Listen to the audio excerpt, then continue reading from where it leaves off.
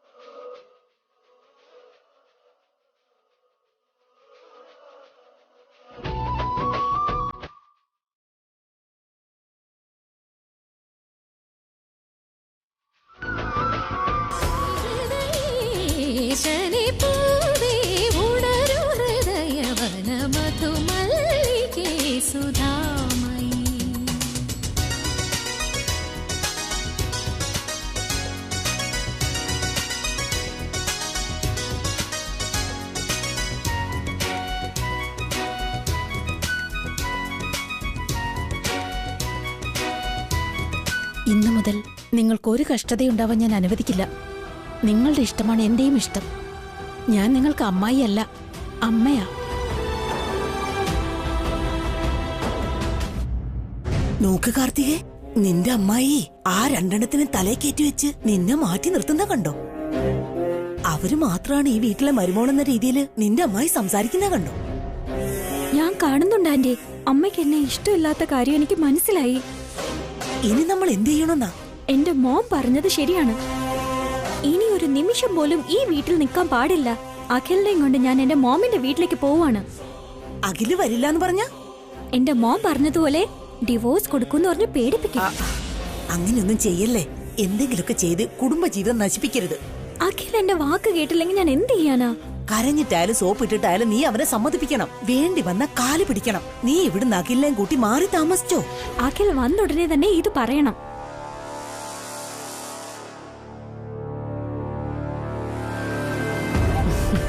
ചെയ്യ് അങ്ങനെ തന്നെ ചെയ്യ്. ഇനി എന്തൊക്കെ സംഭവിച്ചാലും ശരി, ഏട്ടൻ അനിയന്മാര് 3 പേര് 3 വഴിക്ക് പോണം. എന്റെ ഏട്ടൻ ഏട്ടത്തെയും ഹൃദയം പൊട്ടി മരിക്കണം. എനിക്ക് കിട്ടാത്ത സന്തോഷം ഇവിടെ ആർക്കും വേണ്ട. എനിക്കൊരു 2ാം കല്യാണം നടത്തി തരാത്ത ഈ വീടിന് ഞാൻ നൽകുന്ന ശിക്ഷ ഇതാ. ദേ നോക്ക്, ആ അംബികാദേവി എന്തെങ്കിലും പറഞ്ഞോന്ന് വെച്ച് അതിന്റെ ദേഷ്യമൊന്നും കാർത്തികയോട് കാണിക്കരുത്. അവളൊരു കൊച്ചുകുട്ടിയല്ലേ, നിങ്ങൾ വേണം അവൾക്ക് വഴികാട്ടാൻ. കാർത്തിക എന്ത് പറഞ്ഞാലും ഞാനത് കാര്യാക്കില്ല. അവളുടെ അമ്മയോട് എനിക്ക് ദേഷ്യമുണ്ടെങ്കിൽ ഞാൻ എന്തിനാ അവളോട് കാണിക്കില്ലേ? അല്ലെങ്കിൽ തന്നെ കാർത്തിക ഇപ്പൊ തന്നെ അറിയാതെ എത്രയോ തെറ്റുകൾ ചെയ്തിരിക്കുന്നു. അതൊന്നും ഞങ്ങൾ അത്ര കാര്യാക്കി എടുത്തിട്ടില്ല. ഞങ്ങളുടെ അനിയത്തിയല്ലേന്ന് കരുതി വസു അതെല്ലാം വെറുതെ വിട്ടു. ഇനി അങ്ങോട്ട് ഞങ്ങൾ അങ്ങനെ തന്നെ ആയിരിക്കും. കാർത്തികയെ ഓർത്ത് അമ്മ വെറുതെ ഇങ്ങനെ ടെൻഷൻ ആകണ്ട. എത്രയും വേഗം അവള് ഞങ്ങളോടൊപ്പം ഒരുമിക്കും. ഞങ്ങൾ നോക്കിക്കോളാം അമ്മേ. നിങ്ങളുള്ള ധൈര്യത്തിലാ ഞാൻ നിൽക്കുന്നേ. ഈ വീടിനെ ഒത്തൊരുമിച്ച് കൊണ്ടുപോകേണ്ടത് നിങ്ങളുടെ കടമയാ.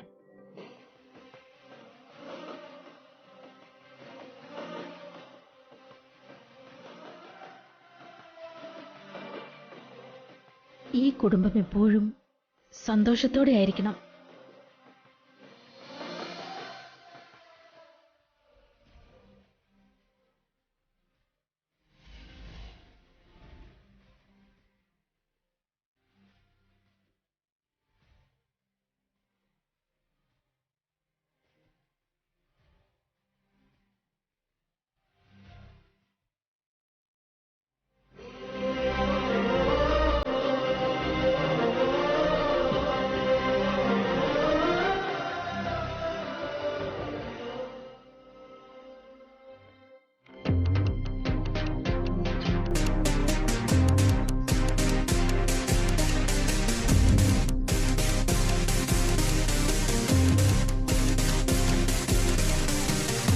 ഹേ സ്വാതി, ഹായ്.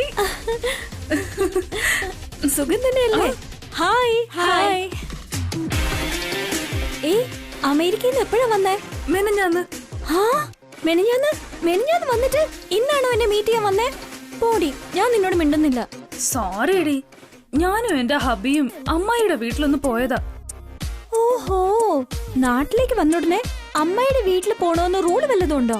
റൂളൊന്നുമില്ല, ജസ്റ്റ് ഫോർമാലിറ്റി, അത്രേ ഉള്ളൂ. How is your life? Beautiful. ഞാൻ വിചാരിച്ചതിനേക്കാളും ഒരുപാട് ഹാപ്പിയാ. What about you? നിന്റെ ലൈഫ് എങ്ങനെയുണ്ട്? മോശം ലൈഫാണെന്ന് പറഞ്ഞ ചിലപ്പോ ഇവളെന്നെ കളിയാക്കും. ഇവളെക്കാളും നല്ല ഹാപ്പിയാണെന്ന് പറയാം. എനിക്കെന്ത് കുറവാണ്? കുട്ടിക്കാലം മുതൽക്ക് പ്രിൻസസ് ആയിട്ടാ വളർന്നെ. ഇപ്പോഴും ക്യൂൺ ആയിട്ടാ ജീവിക്കുന്നെ. ഓ നൈസ്. എന്റെ മോമിനും ഡാഡിനും എന്തുമാത്രം സ്വത്തുണ്ടോ അതിലും ഇരട്ടി സ്വത്താണ് എന്റെ ഭർത്താവിന്റെ വീട്ടുകാർക്കുള്ളത്. Very good.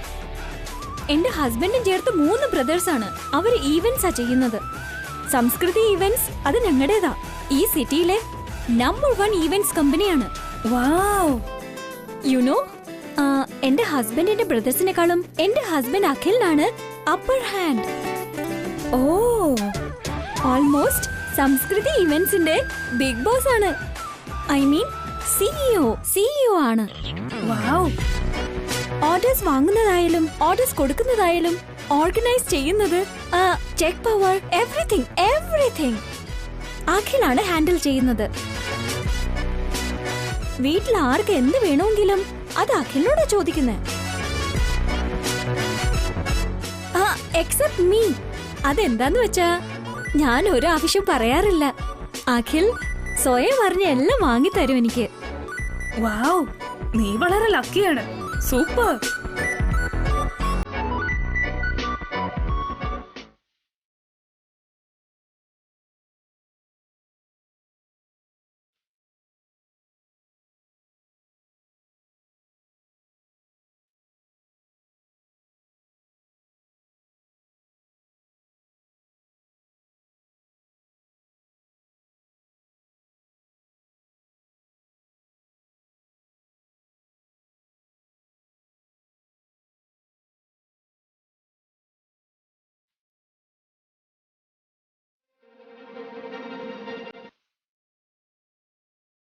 ഏയ്, അങ്ങോട്ട് നോക്കടി.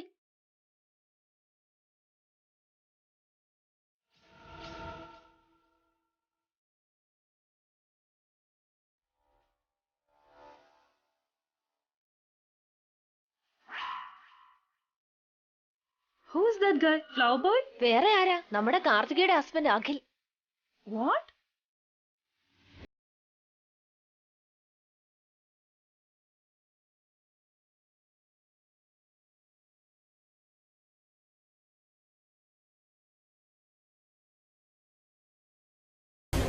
അത് നിന്റെ ഹസ്ബൻഡ് ആണോ?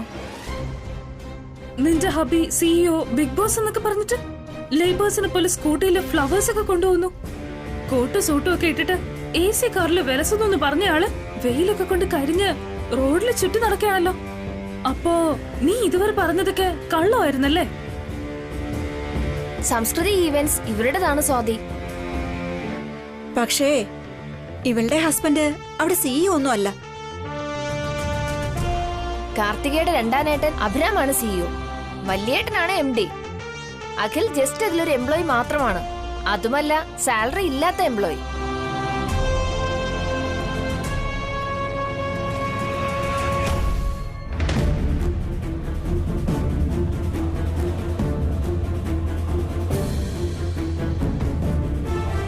കല്യാണത്തിന് മുന്നേ പ്രിൻസസ്, കല്യാണത്തിന് ശേഷം ക്വീൻ. അത് ഇതാണോ കാർത്തിക? എന്റെ ഹസ്ബൻഡ് US എന്താ ചെയ്യുന്നതെന്നറിയോ? ഒരു വലിയ കമ്പനിയിലെ HR ആണ്. 10 crores per year. ബംഗ്ലാവ് പോലത്തെ വീട്, കപ്പൽ പോലത്തെ കാറ്. നിന്നെക്കാളും ഞാൻ തന്നെയാ 1000 times ബെറ്റർ അല്ലേ? ഈ ജന്മത്തില് നിനക്ക് എന്റെ സ്റ്റാറ്റസ് കിട്ടില്ല. എന്നെ അസൂയപ്പെടുത്താന്ന് കരുതിയോ നീ? പൂവർ കാർത്തിക.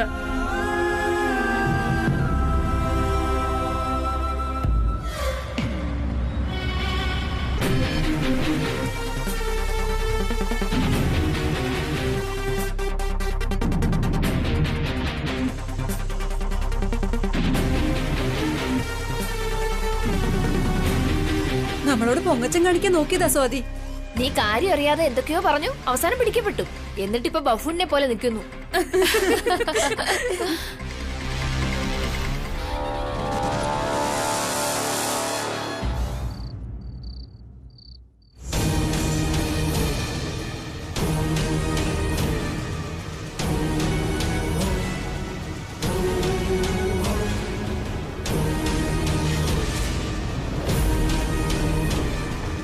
കാർത്തിക, എനിക്ക് നല്ല ക്ഷീണമുണ്ട്, ഒരു കപ്പ് കോഫി കൊണ്ടുവാ. കൂലിക്കാരനെ പോലെ ജോലി ചെയ്താ ഒരു വിലയുണ്ടാവില്ല. ഇവിടെ ആരാ കൂലിക്കാരൻ കാർത്തിക? കൂലിക്കാരനല്ലാതെ ഓണറാണോ നീ? എന്തൊക്കെയാടി പറയുന്നേ? നിന്റെ ചേട്ടന്മാരാണെങ്കിൽ ഒരാള് സിഇഒയും മറ്റൊരാൾ MD ആയിട്ടിരുന്ന് ഈവന്റ് ചെയ്യുക. എന്നാ നീ ആണെങ്കിൽ ഒരു ലേബറിനെ പോലെ പണിയെടുത്തോണ്ടിരിക്കുകയാണ്. നാണോ ഇല്ലേ നിനക്ക്?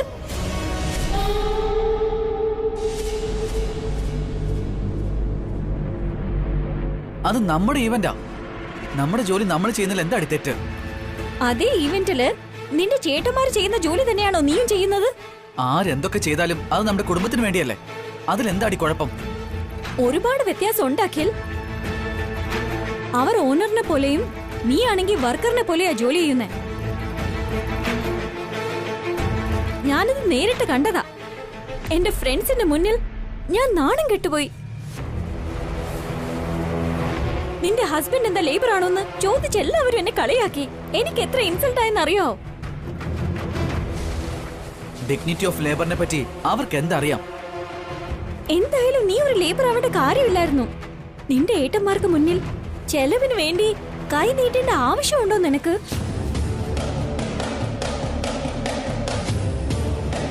നീ സ്വന്തമായിട്ട് സമ്പാദിക്കാൻ തുടങ്ങിയ ഇതിന്റെ ഒന്നും ആവശ്യമില്ലല്ലോ.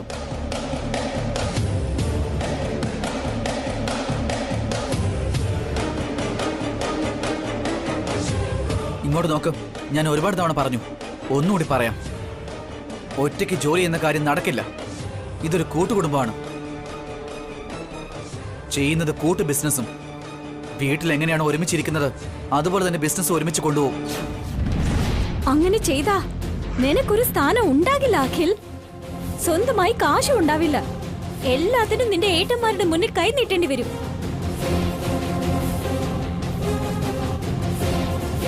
എനിക്ക് എന്ത് വേണമെന്ന് എന്റെ ഏട്ടന്മാർക്ക് നന്നായി അറിയാം. ഞാൻ ചോദിക്കാതെ തന്നെ അത് തരുകയും ചെയ്യും. നിന്റെ ബ്രദേഴ്സിന്റെ കീഴിൽ അടിമയായിട്ട് ജീവിക്കാൻ പോവാണോ? ഞാൻ ആരുടെ അടിമയൊന്നും അല്ല. അവരുടെ കുഞ്ഞനുജന. അച്ഛൻ കഴിഞ്ഞ പിന്നെ എനിക്ക് അവരെല്ലാം. ഇങ്ങനെയൊന്നും സംസാരിക്കില്ല അഖിൽ. നീ ഇങ്ങനെ ആകുന്നത് എനിക്ക് ഇഷ്ടമല്ല. നിന്നെ കുറിച്ച് എല്ലാവരും പുകഴ്ത്തി സംസാരിക്കണം. നിനക്കൊരു സ്ഥാനം ഉണ്ടായിരിക്കണം. സ്വന്തം സമ്പാദ്യം ഉണ്ടായിരിക്കണം. എന്നാലേ നിനക്കൊരു സ്ഥാനവും ബഹുമാനവും കിട്ടൂ. ഞാൻ നിന്നെ ഇന്ന് പ്രതീക്ഷിക്കുന്നതും അതാണ്. നീ ഒന്ന് മനസ്സിലാക്ക്. ഞാൻ നിന്നെ മനസ്സിലാക്കണമെന്നോ? എത്ര പറഞ്ഞാലും നീ അടി എന്നെ മനസ്സിലാക്കാത്തത്. എന്റെ മോം നമ്മളെ സഹായിക്കാന്ന് പറഞ്ഞിട്ടുണ്ട്. ഇവിടുന്ന് മാറിയാ നമുക്കൊരു വില്ല, കാറ്, ബിസിനസ്സും തുടങ്ങി തരാന്ന്. നമുക്ക് ഹാപ്പി ആയിട്ട് ജീവിക്കാം. ഈ വീട്ടിൽ കിട്ടുന്ന സന്തോഷം വേറെ എവിടെ പോയാലും കിട്ടില്ല കാർത്തിക. മാറിപ്പോണെന്നുള്ള ആഗ്രഹം നീ അങ്ങ് മറന്നേക്ക്. അന്ന് എനിക്കൊരു പ്രശ്നം വന്നപ്പോ നീയല്ല എന്നെ ഹെൽപ്പ് ചെയ്തത്. നിന്റെ കയ്യിൽ റിങ് പോലും തന്നില്ല. എന്ന പാവം വസുവെടുത്തി അവരുടെ ഗോൾഡ് എല്ലാം പണയം വച്ചാടി സഹായിച്ചത്. ഭാവന എടുത്തി പോലും സഹായിച്ചു. ഏട്ടന്മാർ എന്നെ എത്ര തവണ ഹെൽപ്പ് ചെയ്തു. ഇവിടുന്ന് മാറിപ്പോയാലേ ഈ സ്വന്തം ബന്ധമൊന്നും ഉണ്ടാവില്ല. ബന്ധങ്ങളെ ആദ്യം റെസ്പെക്ട് ചെയ്യാൻ പഠിക്കുക കാർത്തിക. ആവശ്യമില്ലാതെ ഓരോന്ന് സങ്കല്പിക്കാതെ. നീ ഓരോന്ന് സങ്കല്പിക്കുന്നേ. നീ ഒരു അടിമയെ പോലെയാണ്. ഒരു ജോലിയും ചെയ്യാതെ മടിയനെ പോലെ നടക്കുകയാണ്. കാർത്തിക, യെസ്, ഒരു ജോലി ഇല്ലാത്തവനെ, ഒരു വരുമാനം ഇല്ലാത്തവനെ എന്തു പറയും? മടിയനായ പുത്രനെന്നല്ലേ എല്ലാവരും പറയൂ. അതല്ലെങ്കിൽ അഖിൽ എന്ന് വിളിക്കും. ഇതൊന്നും വേണ്ട അഖിൽ. എന്റെ മോം എല്ലാം ചെയ്തു തരാന്ന് പറയുകയല്ലേ. ഞാൻ പറയുന്ന കേക്ക്. നമുക്ക് ഈ വീട്ടിൽ നിന്ന് മാറിപ്പോകാം. ഹാപ്പി ആയിട്ട് ജീവിക്കാം. എത്ര പറഞ്ഞാലും നിനക്ക് മനസ്സിലാവില്ലേടി. ഈ കുടുംബം വിട്ട് ഞാൻ എങ്ങോട്ടും ഇല്ല. ഞാൻ അവസാനമായിട്ട് ചോദിക്കണം അഖിൽ. നീ എത്ര തവണ ചോദിച്ചാലും എന്റെ ആൻസർ ഇത് തന്നെയാ. നിനക്ക് വേണമെങ്കിൽ വരാം. ഞാൻ എന്റെ വീട്ടിലേക്ക് പോവാണ്. എന്താടി നീ എന്നെ ഭീഷണിപ്പെടുത്താ? എനിക്കിവിടെ നിൽക്കാൻ പറ്റില്ല. നിനക്കിവിടെ എന്താടി ഒരു കുറവ്? സ്ഥാനവും ബഹുമാനവും ഒന്നുമില്ല. അതില്ലാത്ത സ്ഥലത്ത് ഞാൻ ഉണ്ടാവില്ല.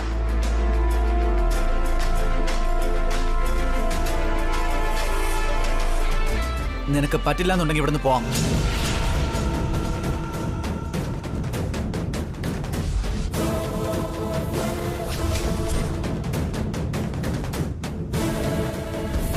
ശരിക്കും ഞാൻ ഇവിടുന്ന് പോകും. നിനക്ക് ഞാൻ വേണമെന്നുണ്ടെങ്കിൽ ഇവിടെ നിൽക്കാം. ഇനി ഞാൻ വേണ്ടെന്നാണെങ്കിൽ പൊക്കോ. നിന്നെ ആരും ഇവിടെ തടയില്ല.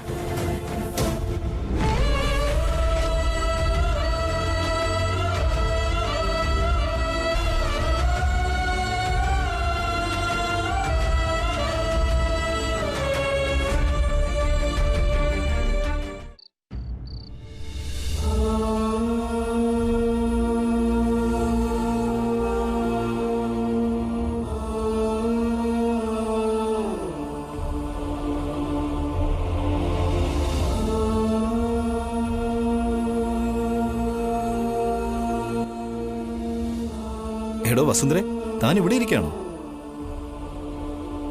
ഓക്കെ, തനിക്ക് വേണ്ടി ഞാൻ എന്താ കൊണ്ടുവന്നിരിക്കുന്നത് ഗസ് ചെയ്യാമോ? എന്താ ഏട്ടാ കൊണ്ടുവന്നേ? പൂവും സ്വീറ്റ്സും.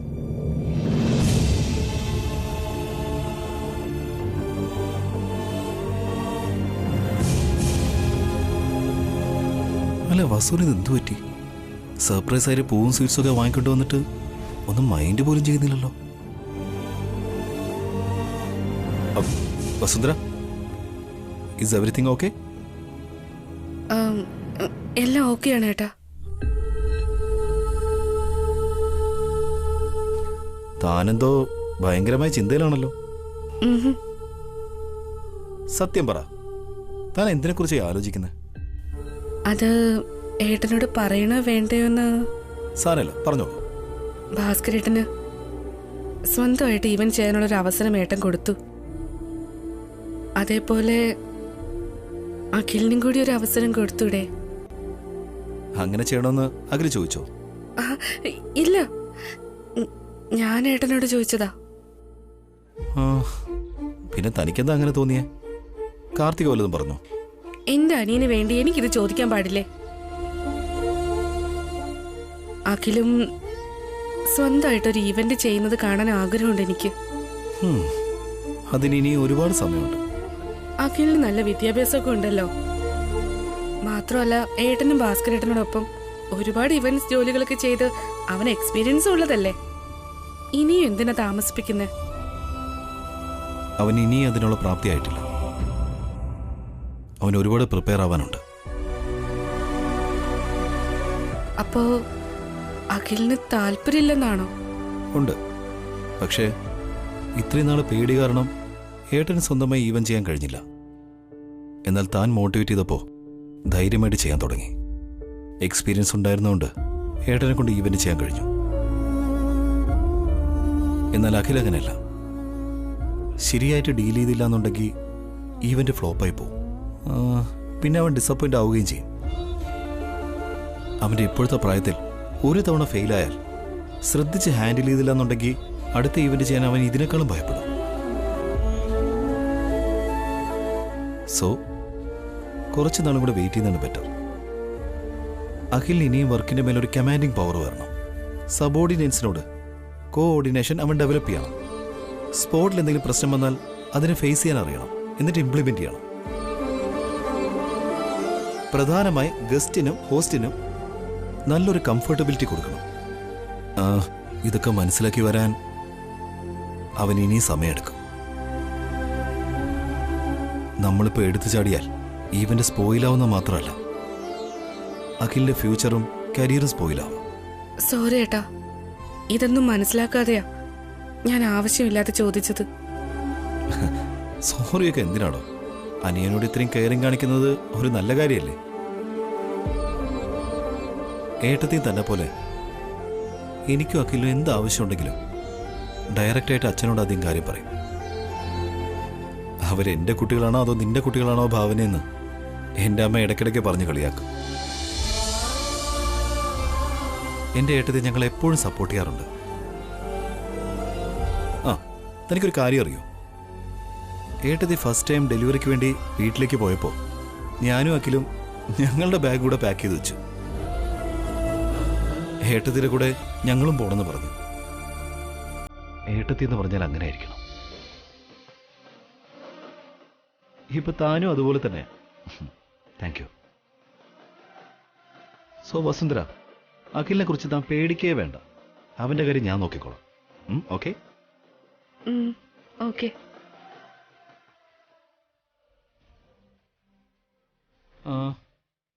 വസുന്ധര, പൂവും സ്വീറ്റ്സും ഓക്കെ അല്ലേ? അഖിലിന്റെ കാര്യം ഓർത്ത് ഏട്ടൻ വാങ്ങിക്കൊണ്ടുവന്നതിന് ഞാൻ എക്സൈറ്റ് ആകാത്തതുകൊണ്ടല്ലേ ഏട്ടൻ വീണ്ടും ഓർമ്മിപ്പിക്കുന്നത്. താൻ ഹാപ്പിയാണെങ്കിൽ ഞാനും ഹാപ്പിയാ. അതുകൊണ്ടാ ഇടയ്ക്ക് ഓർമ്മിപ്പിക്കുന്നത്. ഉണ്ണി, ടൈമായി, പെട്ടെന്നോ കിടക്കാം. ഓക്കെ അച്ഛാ.